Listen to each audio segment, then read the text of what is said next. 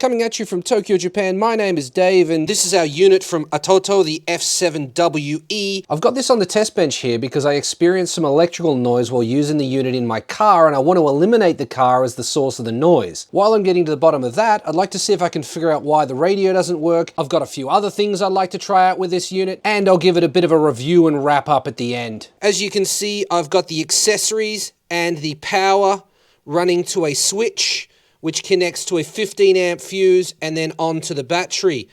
I've got my earth connected here, and I have my speakers connected here as well. Nothing else is connected, no Wi-Fi, nothing. Now if I flick this switch, it's going to turn the stereo on. I'll play this clip twice. Once so you can see it's genuine in real time with a startup timer, so you can also see how quickly Android Auto will load after you turn the key of your car. And then once again with boosted audio so that those without headphones can hear it clearly. So I'm just going to move my microphone down here onto the speaker.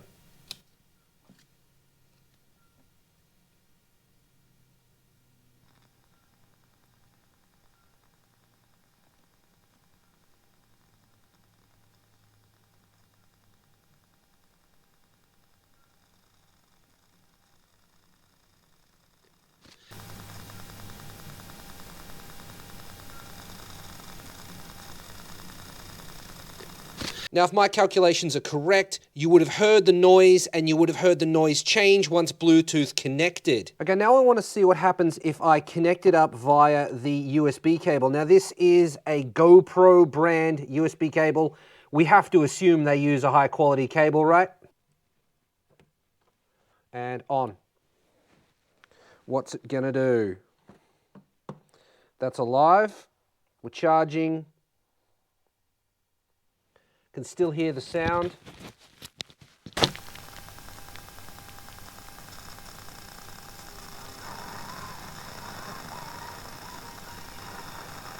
So what we can take away from this is it doesn't matter whether it's connected by cable or by Bluetooth, we still get this noise. So Dave, are you happy with that? Are you just going to accept the fact that it makes noise?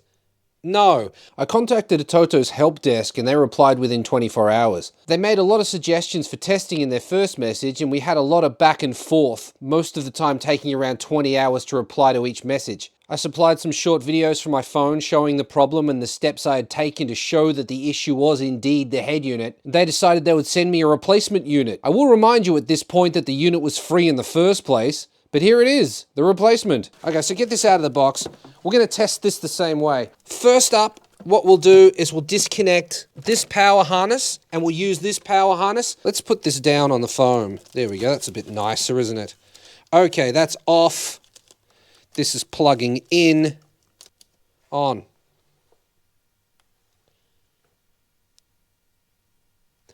Oh, we have a radio. So as you can see, startup is a lot faster when you're just using the radio. Now we need to set this to Bluetooth. Wait, we can connect this to wired and get the same result, can't we? So let's just do that. Yep. So the noise is a bit different at the moment, but it's still there. So I put the new one back in the box for the time being, but I've got this SD card I want to try something with. And of course it wouldn't be a Garage K episode without a dead GoPro battery. So, god damn it. So here's our old unit. We're going to try some cool stuff with this. The problem is once you turn the volume up, it drowns it out. But my ear can still hear it. The microphone won't. This is Behind Those Eyes by 3 Doors Down. I don't even know this song, but I can't play it, otherwise I'll get flagged by YouTube copyright stuff. So, I have an idea. I'm going to try this. Ooh, that's nice. I like that.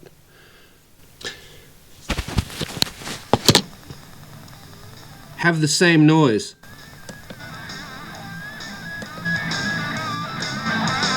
I've been interested in car audio since 1997, and I've had dozens of head units from what people would call the top manufacturers. Even in a flagship model from I found the same phenomenon of noise when the volume is super low, but the noise goes away after the music starts. I contacted about it and they said it was just preamp noise and that was normal. So the music is playing. I can hear the noise from here and you should be able to as well.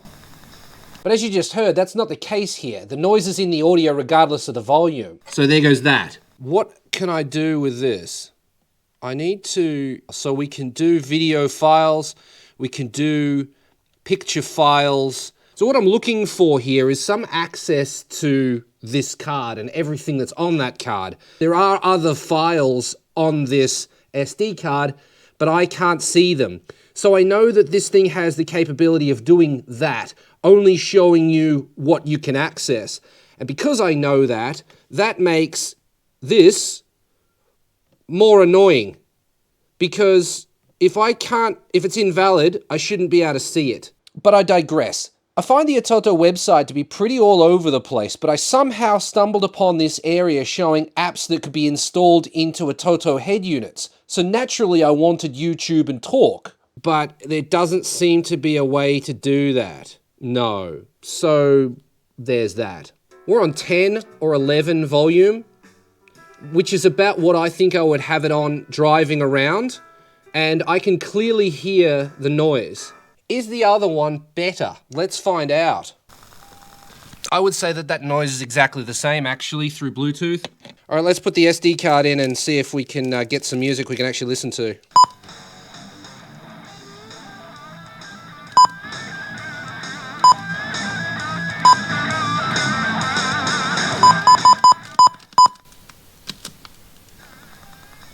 Yeah, that's unfortunate. I've got the same issue.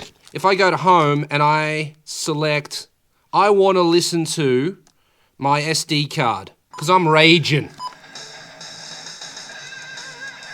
But I still need to know where I'm going. Where am I going to direct my rage? Well, I need navigation to do that. Turns my audio off and cuts to the audio from the Bluetooth. I can't listen to this audio and use my navigation at the same time. That's disappointing. Audio and navigation should be separate. I should be able to select which one I want. Okay, I've got this other head unit in here just so that I can show you that the radio stations do exist and that the aerial of this car can pick them up. So I'll select radio. Okay, let's go.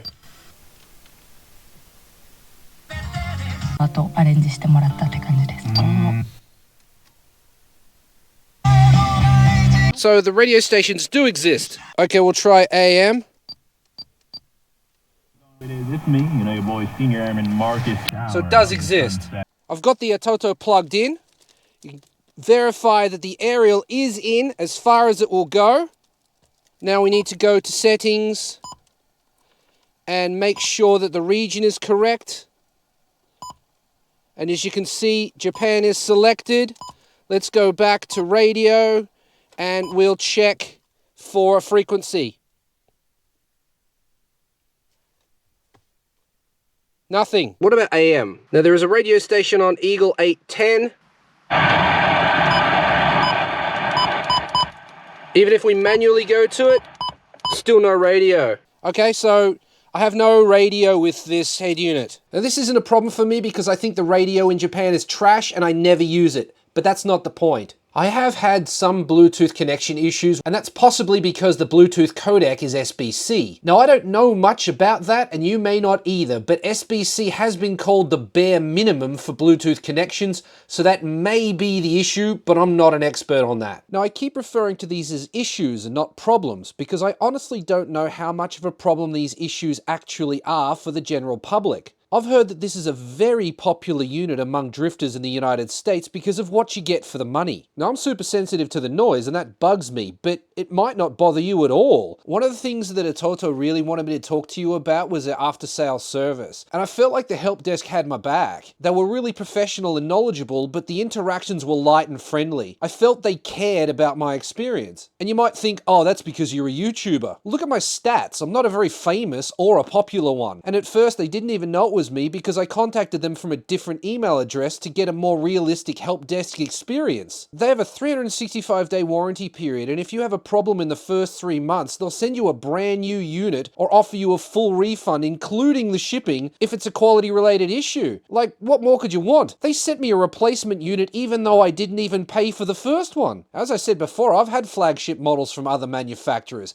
and had issues with them. Their help desk didn't give a But I gotta say that dealing with them over an extended period of time, that it's getting repetitive. If I'd paid for this unit, I'd be very frustrated. Today it's December 20th, and we've had an exchange of 20 emails from November 28th to now, and the issue isn't fixed. When they try to give me directions to navigate the menus, they're consistently incorrect. Yesterday they sent me a firmware update that wasn't available on their website when I checked it. So they have firmware updates, but they're not sharing them. Why? When I asked them what's been changed in the update, the reply was, and I quote, "The latest version includes bug fixes and performance enhancements. It aims to address any known issues, including the noise and the radio not working properly. However, please note that the update might not specifically target these issues. Once the update is applied, it may improve overall system stability and functionality." But let's see. Paste their firmware update onto an SD card. Check the original firmware version there, labeled MCU. Plug this in. All right, update information. It did automatically do it. Update MCU. Just wait. This has access to the internets. So why can't it do this without the use of a SD card or a USB stick? I could actually hear it turning off and turning back on again. Oh, okay, so we need to look at... Oh, so the noise is still there. This is to confirm that the firmware did actually update, but we need to check radio. So we'll confirm again that this is plugged in. Yep. And let's go for some radio stations. Let's double check the region, because we reset it. Maybe the region changed. Settings, radio area, Japan. Okay, confirmed. Go back to radio. Let's go. Nothing. Micro SD. We can't... Rather than letting me see what's on it, it just jumped into the first track. How annoying. This is perfect. But the noise is there. 100%. There's the wiring. There's that. Engine's not running, so it's not engine noise. It's just noisy. Let's try it on the test bench one more time. I'm going to check the voltage of my battery. 12.52, 12.50. Check for noise.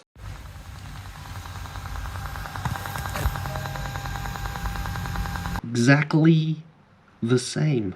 But I had another idea. What if all of this is happening because the body of the unit isn't grounded? So I'm going to do that now. Right away. Still got the noise. I don't know if this will work, but it's a really long antenna extension. It might work as an aerial, so we'll give it a go. Nothing. But this is actually so long I could probably run it to the aerial of the carry truck. Make sure that's up as high as it'll go. We have radio. What the hell? I don't know what changed. Why do we have radio now? It didn't work in the Altezza. It works now. I'm going to remove the earth from the body and see if that makes a difference. No. I'm blown away by that. I don't understand. That's in the old firmware too. I decided to power it up one more time to do the firmware update. Let's see if we can get it to work in the car. Oh, stop it. I don't want to do that. I want to listen to the radio. What? Stop it. I want to listen to the radio. The damn thing just insists that you use Android Auto. It's not what I want. I want to listen to the radio. You get in the car. Oh, my song's on. You just want to crank that. You don't want Android Auto to start and turn your radio off. You know what I mean? So no radio stations. Okay, what if we try unplug the aerial? We're going to plug in my aerial extension, and then we'll plug the aerial extension into the car. No. So that doesn't work. Those are the same. These don't stick out as fast, so I'm going to pry them out a bit. That's much fatter than what it was before. Sure to get a good connection. Look at the flickering. So no, there's no radio stations here to be had. I just flat out refuse to believe what I saw before with the radio working, so I'm going to do it with the new unit. If the carry truck aerial isn't fully extended, then the radio just doesn't work. The aerial in the Altezza is fine for some head units. It's not okay for this. So I guess it's car dependent. Need to get to the bottom of the noise. What if the noise is caused by the environment? Is it the car? Is it the house? Let's rule them both out. But how are you going to do that, I hear you ask? Well, I'm going to put my test bench in a little cart and take it for a walk down the street.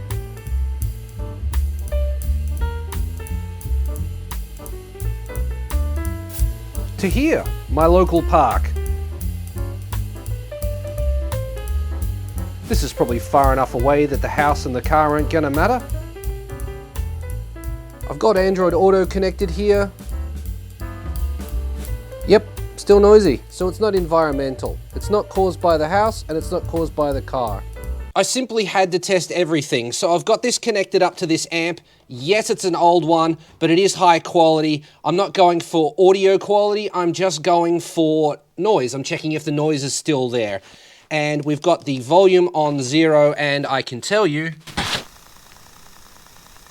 we still have the noise. Now if we go to volume 1, it's even louder. That was with Bluetooth. Let's check it with the SD card. SD.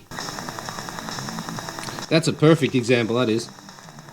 Okay, yeah, so it doesn't matter. High-level outputs or low-level outputs, it still makes the noise. I know what you're thinking. Is it the screen? No, it's not. Now the big question, would I buy this unit myself? Honestly, I don't know. But, depending on the vehicle it's going in, like a K-truck, sure. The vehicle is so loud you won't even hear the noise. And, although the radio only works in some cars, I'm never going to use it anyway. If I want all the features this head unit offers, but I don't have the budget for a more expensive unit, sure. It's got great mounting options with that double-DIN bracketry while still remaining slim, and it's got a ton of inputs and outputs to play with. Having said that though, it is missing the HDMI port. That would have been sick. But hey, you could always get an adapter if you wanted to. So yeah, I can think of applications where this thing would be perfect. But I just don't know if I could live with that noise. But you know, I recorded that and then took the Altezza for a drive through the mountains listening to reggae, and I don't know whether I forgot about the noise or couldn't hear the noise, but it certainly didn't bother me. When I share videos and photos of this unit, the most popular comment by far is about the glare, but honestly, if it bothers you that much, just get a glare reducing screen protector. Even some OEM screens need these. It's just not a big deal for me unless I'm watching a movie. This thing's hella easy to install and not everyone wants a flagship model. This is basically ATOTO's base model head unit. It wasn't made for audiophiles. It's for someone that's looking for a cheap unit that can do a lot of stuff but doesn't cost a lot of money. If you do a price to feature comparison of other units on the market, the ATOTO F7WE does really well. If you ignore my radio issues, and they are my issues because I haven't heard anybody else talk about this, and then just turn the volume up above 10 so you can't hear the noise, then I don't think you'll be disappointed with this unit. Because once you get this thing cranking, it sounds much better than any other unit that I own.